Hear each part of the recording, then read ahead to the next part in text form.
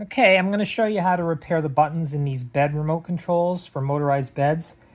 There's a bunch of different brands that use the same similar remote, and they're always black or white plastic. There might be a blue one out there or some other color. The key to look for is these arrow buttons, arrow-shaped buttons right here, and these elongated buttons. Like you'll notice this one doesn't have some of these buttons in the center, and there's other remotes with even less buttons than this. But as long as it looks, similar, the same repair will work in that. And these are a little bit difficult because they are glued together. They're not screwed together. There's no clips, so you have to pry them apart. And the other issue with these is it's pretty common for battery leaks. Since there's no protection, you can just see the circuit board. If the batteries start leaking, you can see this one had some leak, it rusted there, and it gets right on the circuit board and starts just traveling around corroding stuff. And that can cause buttons to fail because the actual metal has been eaten through over years of this acid sitting there, which requires soldering or a jumper wire to fix it. So you might want to, before getting a repair kit, kind of open your remote and look in there, and if it's nasty with corrosion, blue or just, I can see right here there's a little bit of corrosion there. There's the rust on the battery connector, and there's something there. So I know there's going to be some damage in here. If you don't want to deal with soldering or using like a silver paint to try to fix little errors, broken circuit tracings, then you might want to send it to me for repair. I do offer repair on these. If you can't find it, just let me know. But I'm going to get right to showing you how to get this apart, and then we're going to clean it with isopropyl alcohol, 90%.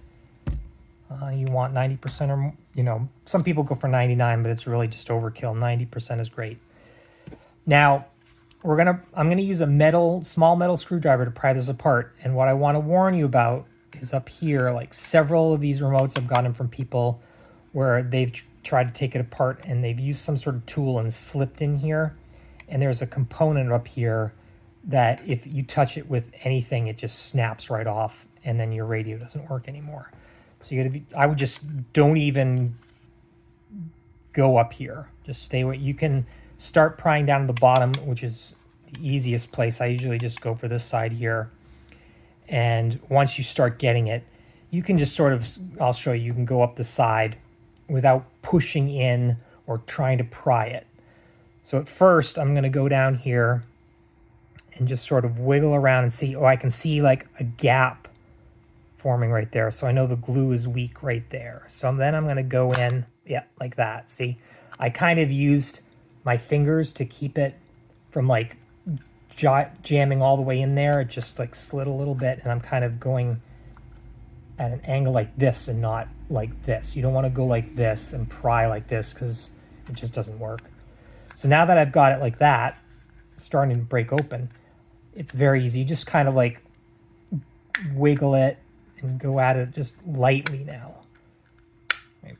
And I can pry it apart right there, and I can see it's like right here, it's weak. So I'm just going to kind of put the screwdriver in a little bit and twist it. And like that, and you just kind of keep working at it, just a little bit, rocking it around. And all of these are kind of different because the glue is going to be different when it was glued together. So now I've got it like the whole bottom section is broken loose, and I'm kind of just prying it apart and wiggling it around to try to loosen up the glue up at the top. Yeah, and there it pops right off. Okay. I got the rubber keypad. There's this plastic light pipe. It's like lets the backlight bounce around a little bit. I think it has backlight. And these have to be put back in the right way. It's kind of a concave, and you want the the small hole side to go on the rubber keypad when you put it back together. and the larger hole side would go towards the circuit board. So these buttons fail because the rubber starts wearing out and gunk builds up and it's dirty in here. The rubber starts, deteriorates. And also you got to watch out for the battery leaks. So this one, now that I've got it open, doesn't look too bad. I see just a little bit, little bit of stuff right here that'll clean up with isopropyl and a Q-tip. And this one here is pretty serious, but it probably doesn't do anything. Let's clean it up.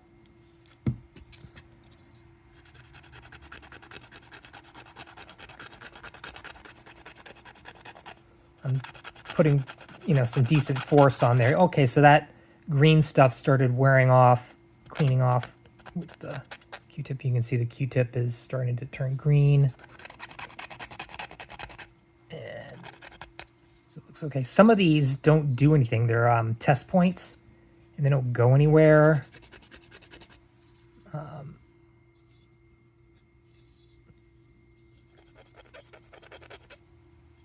So if you're not sure at this point if there's any damage or not, you can always just put the installation, the keypad in, put the remote back together, but don't glue it or anything, and then just see if all your buttons work, then you're fine.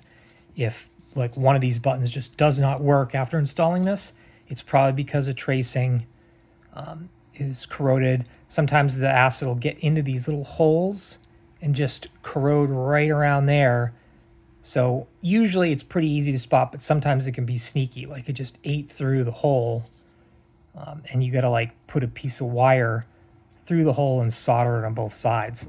But usually you can see it. Sometimes it's, here, down here, we've got some blue gunk on there. I would like drip a little bit of alcohol on there. If you have a chemical called deoxit, which I sell, that's good too. The red deoxit for this, for anything like nickel, the red deoxit works good, and it would sort of prevent this stuff from corroding more in the future. You can also try there's different techniques with like a mixture of vinegar and baking soda. Of course, that makes a lot of bubbles, and that helps deactivate the acid and kind of clean it up a little bit. You could get a toothbrush with some isopropyl on there and just sort of get in there, because I'm having a hard time getting, there's like blue stuff in there. I'm not going to do that right now, but if you got a toothbrush, old toothbrush, that's would help. And then remember, like, this metal contact where the batteries are connected is rusty, and you got to clean that up good with anything you got, or the batteries won't make contact. So to fix this, once all the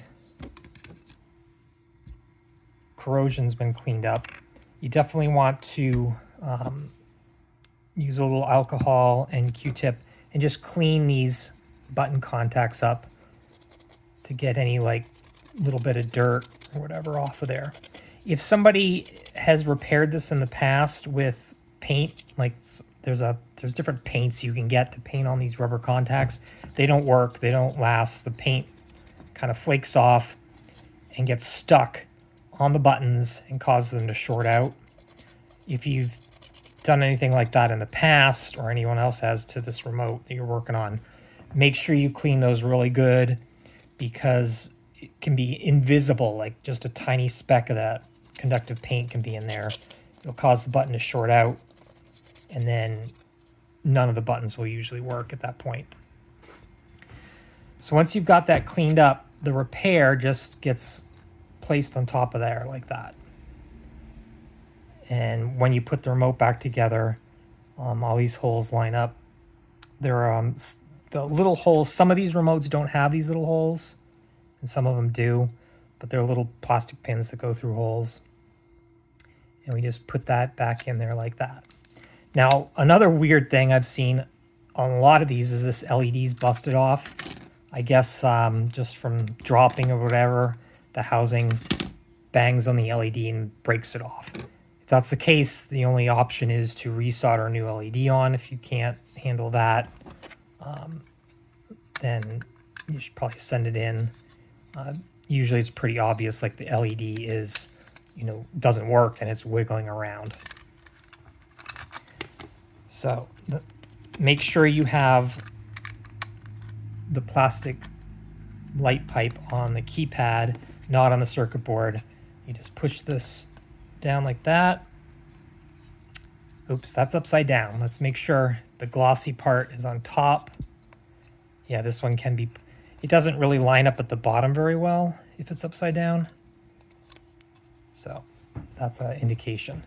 So make sure it's glossy on the top, and then just put the circuit board down like that. I've got all these pins. Let's try this again. I'm gonna kind of like pinch my fingers here to try to hold it in place better while I put it down. Okay, and now when I was doing this, I noticed right here, there's a little bit of corrosion, and the lead goes right underneath the sticker. See, that's one of those sneaky ones, and it could eat through the metal. Now, I also sell like this silver conductive paint, and you can get it other places. Well, I do not recommend on the buttons because they're always moving, flexing, and it just chips off the rubber. It works great for this stuff. You clean it off, just scrape off the metal so you got clean metal. And then you could put a little dot of the silver conductive paint over that, as long as it doesn't touch anything else metal. Like it's a little more difficult if you're up here and there's a bunch of dots close together. You're going to make sure they don't touch. But I think that's okay. So to put these back together, really the only option is to either tape it or glue it. And taping doesn't really work that great. It's eventually going to flake off and peel off. But if you want to tape it, I would suggest just Scotch tape on the side. And you really want to either have it probably like right here and not try to deal with the corners. Just put strips of it here and start like up there and go down that way. But the ideal thing is to use a glue I call shoe glue or E6000. I've got little tubes of glue, and this is a clear flexible glue that never hardens completely. It becomes it still like stretches a little bit, and if you ever need to take the remote apart again, you can pry it apart and just pull it off, and you can pull the glue off. It'll come completely off in most cases. Doesn't damage anything. If you use anything like super glue is bad.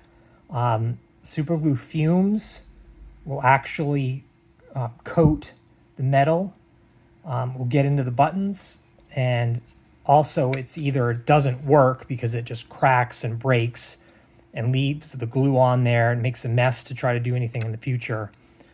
Or you do such a good job of it that you can't get it apart without busting chunks of housing off of it. And usually if you put that much glue in, it's going to be full of super glue fumes that coat everything and make the buttons work worse. So this rubber glue, I would just put a little dabs of it here and there around the side, and then put the remote back together, and then use a couple rubber bands because the glue takes about a day to dry. So use some rubber bands to hold the housing together while the glue dries. You could also maybe put it down and put some weights on it, but it's hard. You don't want to have the buttons crammed down for a long time, so the rubber bands work good. If you want to like put a little extra pressure, you could always maybe pull a part of the rubber band up and stick like a pencil or some pen in there to try to just give it a little more pressure in certain areas. Or if you have like heavy metal spring clips or anything like that, you could use that instead. So you don't want the rubber bands over the buttons, and then you just wait about a day for it to dry. But before you do glue it back together, yes, definitely put the batteries back in and make sure everything works. Oh, and I wanted to show you that part that's fragile, that people break when prying the housing apart. So they come in here with the tool, and it's right there, this little white, it's an inductor, it's labeled L1, and just if you hit that thing with just light force, it snaps it right in half, and the radio doesn't work anymore. So be careful of that. And that's it.